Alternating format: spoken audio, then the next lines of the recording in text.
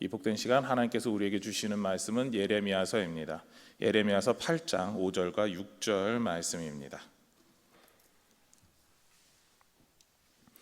예레미야서 8장 5절과 6절 말씀 통하여서 지혜가 없기에 거짓을 말하도다라는 제목으로 하나님 말씀 받겠습니다. 예레미야서 8장 5절 6절 두 절 말씀을 우리 같이 합독하도록 하시겠습니다. 같이 읽겠습니다. 이 예루살렘 백성이 항상 나를 떠나 물러가면 어찌함이냐. 그들이 거짓을 고집하고 돌아오기를 거절하도다. 내가 귀를 기울여 들은즉 그들이 정직을 말하지 아니하며 그들의 악을 뉘우쳐서 내가 행한 것이 무엇인고 말하는 자가 없고 전쟁터로 향하여 달리는 말같이 각각 그 길로 행하도다. 아멘. 네, 오늘 말씀은 예레미야서 8장 전체 말씀을 보아야 되는데 그 중에서도 가장 핵심적이라고 할 수 있는 그 내용으로 우리가 좀 작게 보고자 합니다. 우리는 사람이 넘어졌다라는 것을 보게 되면 저 사람이 일어나야 되는데 라고 생각을 합니다. 그래서 그 넘어진 사람을 일으키는 것을 도와주려고 하죠. 혹은 넘어지신 분은 어떻게 합니까? 내가 일어나야 되는데 라고 하면서 일어납니다. 그리고 또한 이런 경우도 볼 수도 있습니다. 특정한 목적지를 찾아갈 때 지도나 그리고 오늘날의 핸드폰에 있는 지도 앱을 사용해서 그 목적지를 찾아가게 됩니다. 그러다가 틀린 길이나 잘못된 길을 가는 것이 아닌가라고 하면 어떻게 합니까? 지도나 지도 앱을 통해서 내가 지금 맞게 가고 있는지 확인합니다. 내가 정확히 가고 있느냐라는 것이죠. 잘못된 길, 틀린 길이 아니냐라는 것이죠. 우리가 이렇게 엎어졌을 때 바로 일어나거나 그리고 어딘가를 찾아갈 때 바로 가고 있는가에 대해서 확인하는 것은 지극히 당연한 일인 것처럼 행동하고 있습니다. 우리가 그 일에 대해서 그거 당연한 거 아니야? 그렇게 해야 되는 거 아니야? 라고 할 만큼 그 모든 것들은 극히 자연스럽습니다. 마치 우리가 처음부터 그런 성격으로 가지고 태어난 것처럼 말이죠. 이 중에 우리가 여러 사람들이 있지만 누구 하나 엎어지면 일어나고 어딘가 목적지 찾아갈 때 제대로 찾아가야 되고 잘못된 길이면 다시 되돌아가야 되고 라고 하는 것은 거의 공통적으로 갖고 있는 생각일 것입니다. 그렇기 때문에 하나님께서 우리 가운데 주신 성품이다라고 말해도 과하지 않을 정도죠. 그리고 또한 예레미야서 8장 4절에서 이렇게 말하고 있습니다. 너는 또 그들에게 말하기를 여호와의 말씀에 사람이 엎드러지면 어찌 일어나지 아니하겠으며 사람이 떠나갔으면 어찌 돌아오지 아니하겠느냐. 엎어졌을 때 다시 일어나는 일이나 바른 길과 옳은 길을 찾는 것은 당연한 일이다라고 하나님께서 선언하십니다.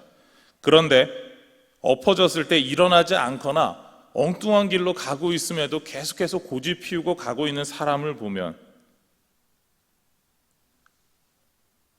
그런 사람이 있다면 우리는 뭐라고 이야기해야 될까요? 엎어졌는데 일어나지 않습니다. 어디가 크게 다쳤을까요?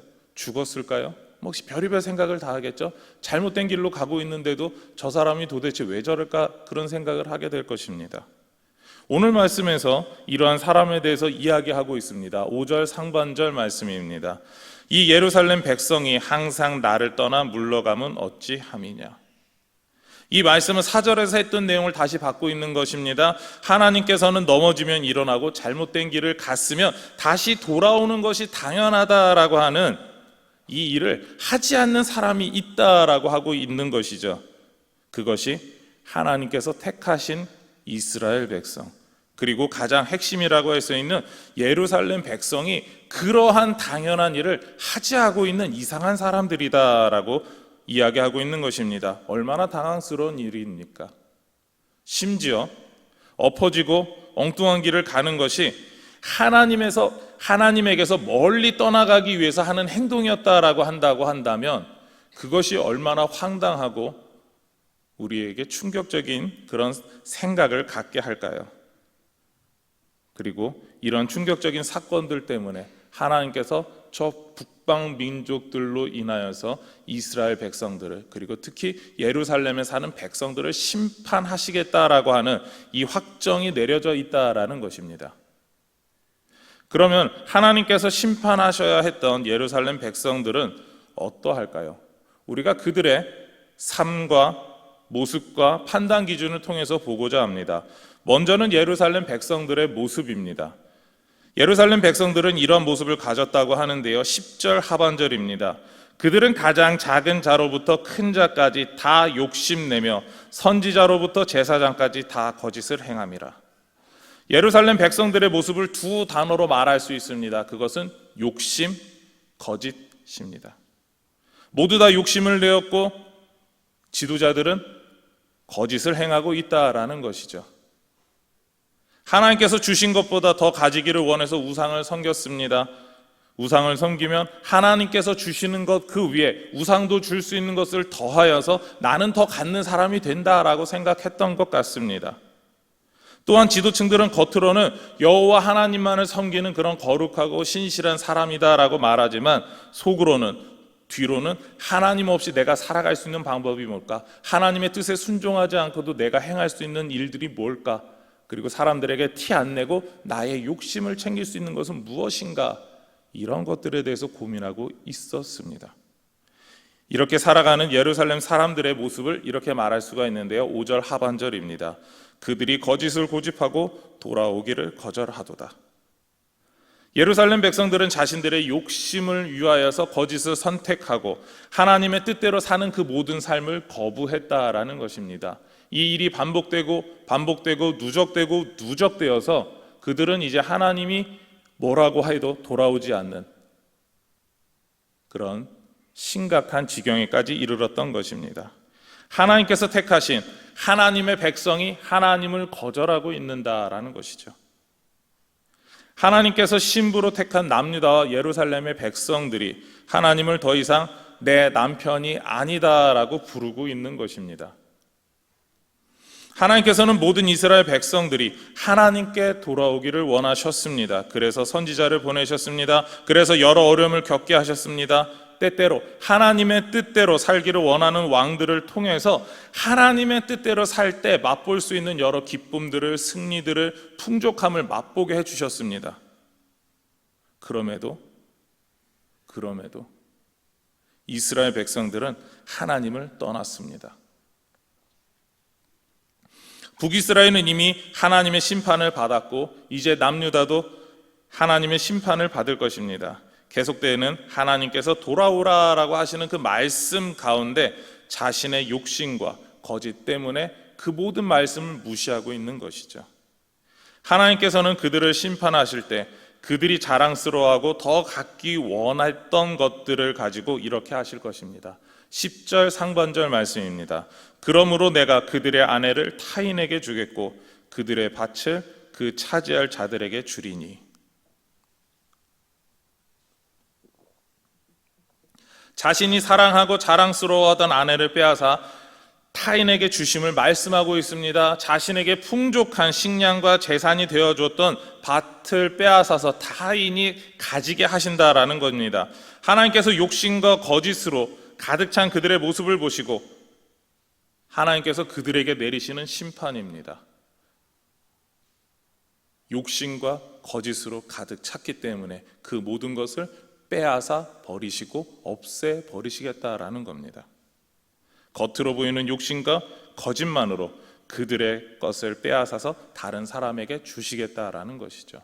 그렇다면 두 번째로 볼 것은요, 예루살렘 백성들의 삶, 그들의 내면은 어떠했을까요? 하나님께서 예루살렘에 살던 그 사람들의 내면에 대해 이렇게 말씀하고 계시는데요, 9절 하반절입니다. 보라, 그들이 여호와의 말을 버렸으니 그들에게 무슨 지혜가 있으랴. 예루살렘에 살던 자들의 내면을 이렇게 말할 수가 있는데요, 그것은 욕심과 거짓으로 가득 찬 그러한 삶을 살게 된 그 근본적인 이유가 있다. 그것은 여호와의 말을 버렸다라는 것입니다. 하나님의 말씀에 순종하기를 포기했다라는 것입니다. 더 나아가서 하나님의 말씀을 순종하지 않기로 적극적으로 행동하는 그 모든 것이 하나님의 말씀 순종하기를 거부하는 일이었다라는 겁니다.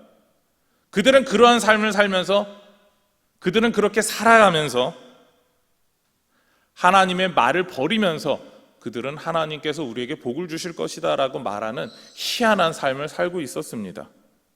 하나님의 말씀을 순종하지 않는다라고 하는 것은 하나님께서 이스라엘의 진정한 왕이신 분이신가, 그리고 또한 언약에 신실하셔서 변함없이 이스라엘을 사랑하시고 모든 것을 주시는 분이시며, 그리고 또한 이스라엘의 참된 평화와 부흥은 하나님께서 부어주신다라고 하는 것을 알려고 하지 않았다라는 것입니다. 마음으로부터 일부러 그 모든 것을 거절했다라는 뜻이죠. 이런 예루살렘 백성들의 상태를 6절에서 이렇게 표현하고 있습니다. 내가 귀를 기울여 들은즉 그들이 정직을 말하지 아니하며 그들의 악을 뉘우쳐서 내가 행한 것이 무엇인고 말하는 자가 없고 전쟁터로 달리는 말같이 각각 그 길로 행하도다. 정직이 없다고 말합니다. 악이 무엇인지 모르고 있다라고 말합니다. 또한 악이 무엇인지 알아도 그들은 회개할 생각조차 없다라고 말하는 것이죠. 그리고 이러한 삶을 통제하지도 않고 무절제하게 살고 있다라는 것입니다. 자기가 원하는 대로 마음대로 살고 있다라는 것이죠. 그래서 각자가 옳은 길로 행하고 있다. 그것이 예루살렘 백성들의 모습이었습니다.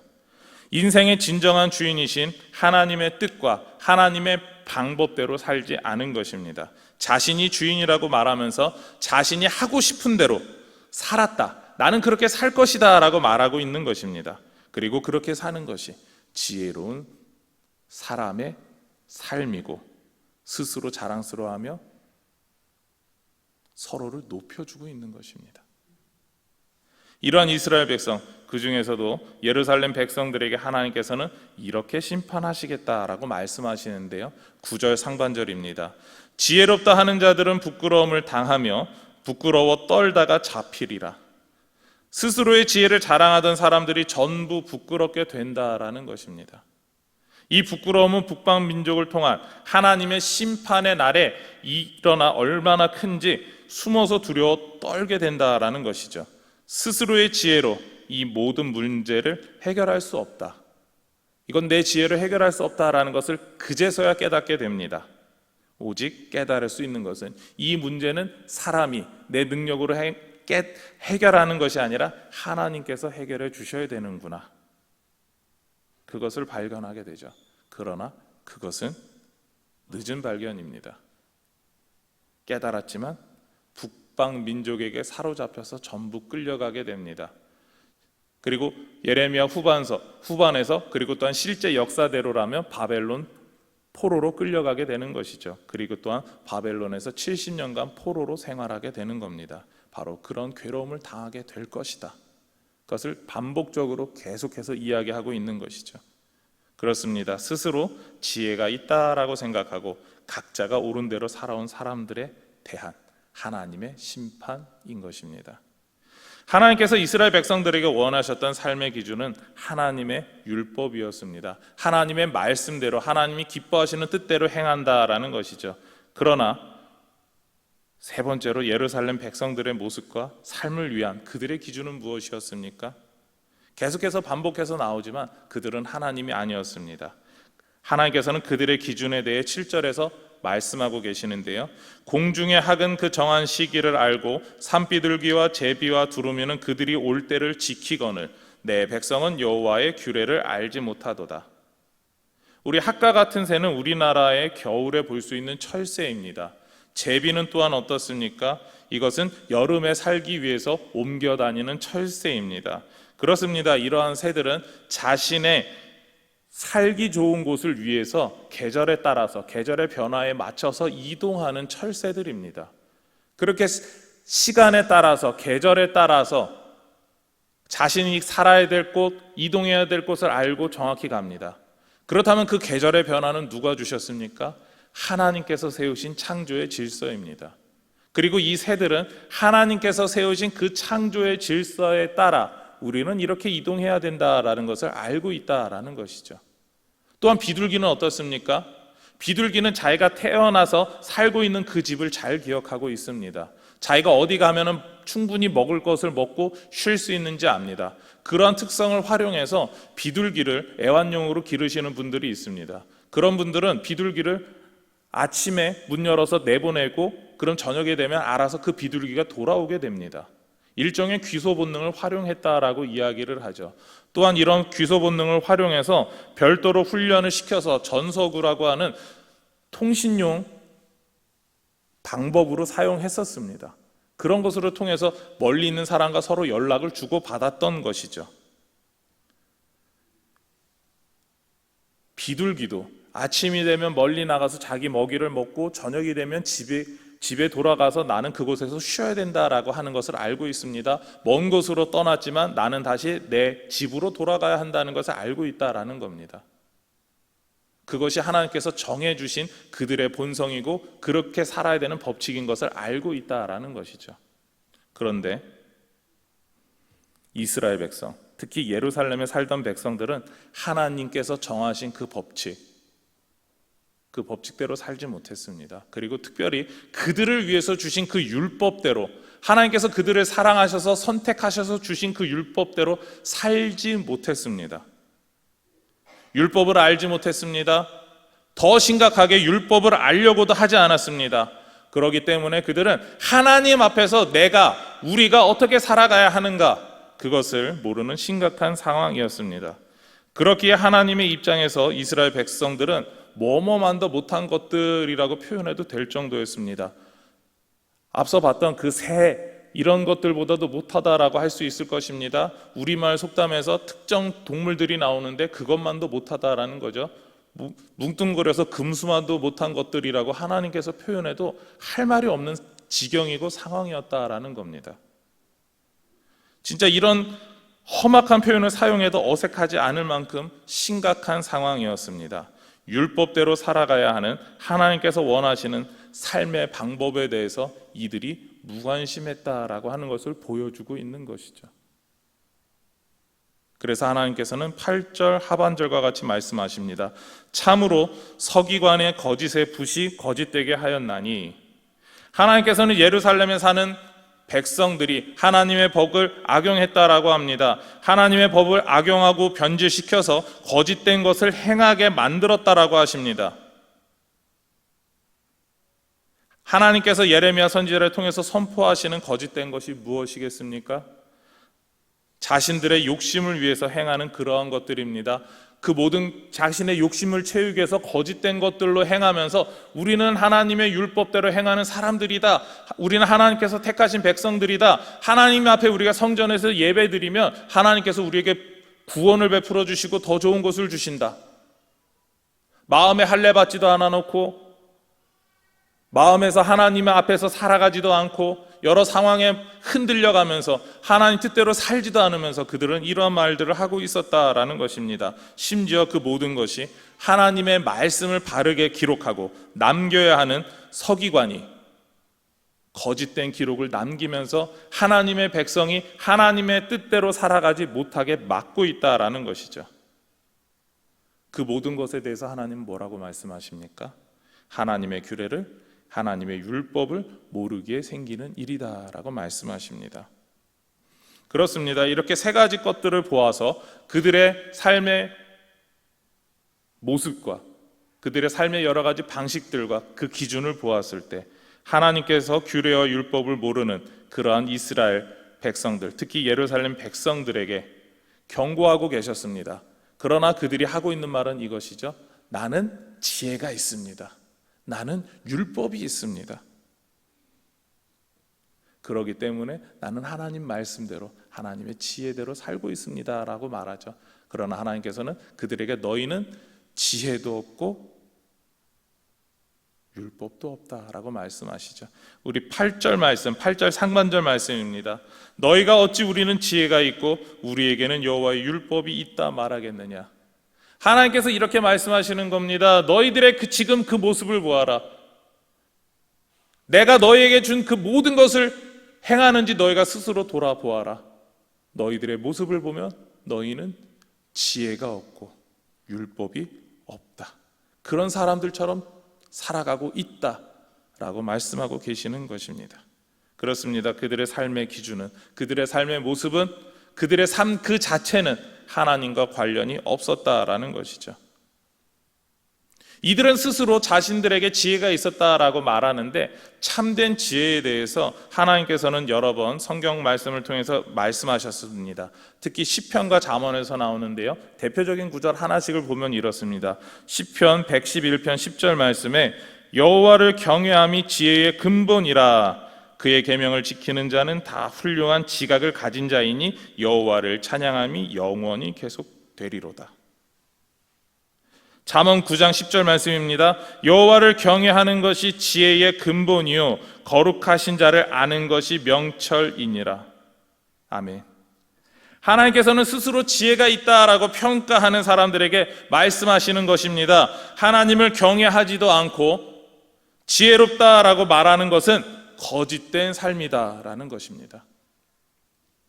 하나님을 경외하여 하나님을 온전히 예배하지 않으면서 지혜롭다라고 하는 것은 하나님을 모르는 것이다.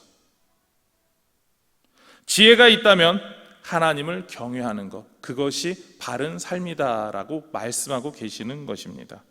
하나님을 경외하는 사람은 하나님의 율법을 알고 그 율법대로 행하고 그 율법을 지키기 위해서 노력하는 사람입니다. 어떻게 보면 성경 말씀이 표현하는 바로 하나님의 말씀을 사랑하여서 그 말씀대로 준행하는 사람의 모습, 그 사람의 모습이 하나님을 경외하는 사람의 모습이다라는 것이죠. 그런데 이스라엘 백성들은 이러한 모습을 살지 않고 있었습니다. 특히 예루살렘에 살고 있는 백성들이 그러지 않았다라는 것입니다. 하나님을 경외한다면 세상의 것을 얻기 위해서 우상을 섬기지 않습니다.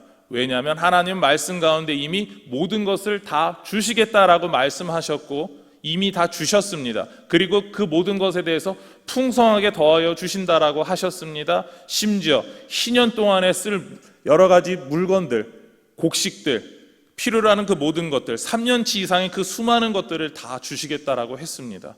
그런데 이들은 그렇게 하나님이 주실 것이다라고 하는 것을 믿지 않았습니다. 그러기 때문에 이들은 가서 우상에게 절하고 섬겼던 것입니다. 거짓된 것을 행하고 하나님을 멀리하고 있는 것이죠. 그렇습니다. 결국 예루살렘 백성들은 거짓된 것을 행하고 있는 사람들입니다. 하나님을 경외하지 않습니다. 지혜가 없는 사람들이다. 그러한 증거만 가득할 뿐이죠. 우리들은 이러한 예루살렘 백성들을 보면서 저 사람들처럼 되면 안 돼. 저 사람들 도대체 문제가 많아. 그렇게 이야기할 수가 있습니다. 그렇다면 우리는 어떠할까요? 저와 여러분은 하나님을 경외하고 있습니다라고 자신 있게 말할 수 있을까요? 하나님을 경외하는 지혜를 가진 사람이라면 하나님의 말씀에 순종하기 위해서 하나님을 더 알기 위해서 날마다 애쓰고 있어야 합니다. 힘써 여호와 하나님을 알기 위해서 노력해야 합니다. 신약적 표현으로 말한다면 우리에게 구원을 주신 그 은혜에 감격하고 감사해서 신앙생활하고 있어야 한다는 것이죠. 고난주간뿐만 아니라 1년 365일 예수 그리스도께서 우리를 위해 십자가 고통 당하셨음을 인정하고 그것을 증거하고 있어야 합니다. 더 나아가서 예수님께서 우리를 위해 인간이 되시고 고난당하시고 십자가에서 죽으시고 부활하시고 나중에 승천하신 그 주님이 다시 오실 것이다. 그 모든 것을 증거하고 전도해야 합니다. 여러분들은 그렇게 하고 계시죠? 그렇게 하고 있는 사람만이 오늘 이스라엘 백성들이 거짓된 표현으로 뻔뻔하게 했던 그 표현대로 할 수 있는 이야기가 있죠. 나는 지혜가 있고 그런 말을 할 수가 있는 것이죠. 우리의 죄 때문에 예수님께서 우리를 위해 십자가에서 죽으셨는데 이것을 알고 감사하다라고 하면서 죄를 지을 수 있겠습니까? 우리가 만약에 그럼에도 죄를 짓고 있는다라고 한다면 예루살렘 백성들처럼 하나님을 경외하지 않고 살고 있는 사람이라고 하는 증거일지도 모릅니다. 우리는 그렇게 살 수 없습니다. 여전히 죄인처럼 산다라고 하는 것은 우리가 가장 소중하게 여기는 그 십자가를, 그 십자가 구원을 믿지 않는다라고 하는 행동과 동일하기 때문입니다. 십자가에 다시 예수님을 못 박는 행위, 지금도 계속해서 못 박는 것이라고 거칠게 표현할 수도 있는 것입니다. 여러분의 삶은 어떠합니까? 저는 때때로 제 자신이 여전히 죄인과 같이 살지 않나, 죄인들의 모습대로 살고 있지 않나, 예수님을 못 박는 사람이 아닌가라고 하는 그런 두려움과 떨림 때문에 때때로 난 이렇게 살면 안 되는데 라고 할 때가 종종 있습니다. 저도 여전히 부족한 모습이 있다라는 것이죠. 그럼 여러분은 어떻습니까? 저보다 나으신가요? 그러하시다면 너무 감사할 것 같습니다. 그러나 우리는 어떤 면에서 나도 약한 게 있습니다 라고 할 만큼 서로가 부족한 점이 있습니다. 그럼 우리를 보고, 그리고 우리는 어떻게 행동해야 될까요? 우리는 더욱더 하나님께 감사함으로, 우리에게 베풀어 주신 구원의 감격함으로 주님 앞에 더욱더 나아가야 할 것입니다. 우리가 자랑할 수 있는 건 아무것도 없습니다. 오직 십자가, 예수님께서 매달리신 그 십자가 외엔 자랑할 것이 없습니다. 우리의 무슨 지혜가 있겠습니까? 우리가 무슨 참된 것이 있겠습니까? 부족하지만 우리를 구원해 주신 그 예수님 한 분만으로 나는 만족합니다 라고 나아가야 될 것입니다. 말씀을 정리하겠습니다. 우리는 거짓을 고집하고 각각 그 길로 행하고 하나님의 규례를 알지 못하는 예루살렘 주민들에 대한 손가락질이 아니라 우리 스스로를 돌아보아야 합니다. 그들의 삶의 모습이 이러했습니다. 그들의 삶이 그러했습니다. 그렇게 말할 수 있습니다. 그러나 그보다 더 우리 모습은 그들과 동일한 모습이 있지 않은가? 우리가 하나님 앞에서 거짓을 말하고 하나님의 지혜를 가졌다라고 그런 속이는 삶을 살고 있지 않은가? 스스로 돌아보아야 할 것입니다. 지혜가 없기에 거짓을 말하는 백성들처럼 하나님을 경외하지 않으면서 십자가에 감격하지도 않으면서 하나님을 사랑한다 말하고 하나님의 복을 누릴 것이다 말하는 것, 그것 자체가 거짓이기 때문입니다. 우리는 하나님을 경외하며 사랑하며 무엇보다도 우리에게 주어진 구원이 얼마나 감사한 것인지를 깨닫고, 그리고 그것을 고백하고 증거하는 삶을 살아야 하는 그런 하나님의 백성입니다. 그렇게 날마다 살아가시기를 소망하며 축원합니다. 그래서 우리는 지혜를 말하며 진리를 행하는 그러한 거룩한 성도답게 살아야 합니다. 그러한 삶을 날마다 살아가시는 우리 모든 동부교회 성도들이 되시기를 소망하며 축원합니다. 기도하시겠습니다. 하나님 감사합니다. 이스라엘 백성들이 거짓 것을 말하고 정말 하나님을 알지 못하는 그러한 삶을 살았습니다. 그들은 거짓을 고집하고 정말 하나님께서 원하시는 그런 지혜를 갖지 못하였습니다. 하나님과 무관한 삶을 살았습니다. 우리는 그러한 그들의 모습을 보면서 왜 이들이 하나님께서 기뻐하시지 않는 모습으로 살았을까, 그것을 고민할 때가 너무나 많습니다. 그러나 주님께서 원하시는 것은 그들이 그렇게 살지 못했던 모습을 보면서 혹시 나도 그러한 모습이 있지 않을까, 혹시 나도 주님께서 원하시는 지혜를 갖고 그런 정직한 모습으로 살아야 되는데 거짓된 지혜를 갖고 살고 있지 않은가, 우리 스스로 돌아보기를 원합니다. 주님께서 원하시는 대로 우리가 날마다 십자가 앞에 나아가고 십자가 안에서 살고 십자가를 증거하며 살아갈 수 있도록 인도하여 주시옵소서. 우리 매일의 삶이 주님께서 기뻐하시는 삶, 주님을 증거하는 삶이 될 수 있도록 인도하여 주시옵소서. 아버지 하나님, 특별히 고난주간 우리 보내고 있습니다. 또한 우리 갈보리 기도행진이 진행 중에 있습니다. 그 모든 것 가운데 하나님이 원하시는, 하나님만 높여드리는, 십자가만 증거되는 그러한 삶을, 그리고 또한 그러한 한 주간의 삶이 되게 하여 주시고, 그러한 삶이 이번 한 주간뿐만 아니라 1년 365일 항상 될 수 있도록 인도하여 주시옵소서. 오직 예수 그리스도의 십자가만 증거되는 그런 참된 지혜 있는 삶이 될 수 있도록 인도하여 주시옵소서. 이 모든 것 예수님의 이름으로 기도드립니다. 아멘.